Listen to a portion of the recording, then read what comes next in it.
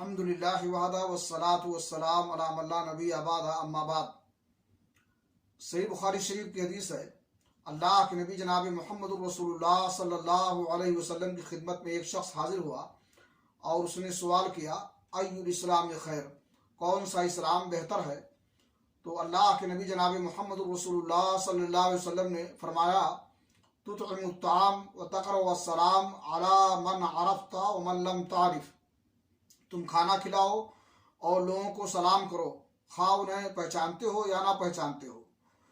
کھانا کھلانے میں صدقے کے طور پر، ہدیہ کے طور پر، مہمان نوازی کے طور پر کھانا کھلانا سب اس میں شامل ہے۔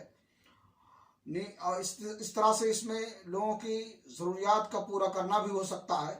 اگر بھوکا ہو آدمی تو اسے کھانا کھلایا جائے، ننگا ہو اسے لباس پہنایا جائے، قرض ہو تو اس کے قرض کو چکا دیا جائے، بیمار ہو تو اس کے علاج کا انتظام اور بندوبست کر دیا جائے، سب اس میں شامل ہے۔ سلام کرنے کا مطلب یہ ہے کہ سلام کو رواج دینا، اس کو عام کرنا، اس لیے کہ اس سے دلوں میں محبت پیدا ہوتی ہے اور نفرت و دعوت دور ہوتی ہے۔ اللہ رب العالمین سے دعا ہے کہ اللہ تعالی ہمیں ان دونوں صفات سے متصف کرے اور باہم محبت اور بھائی چارہ کے ساتھ ہم زندگی گزاریں۔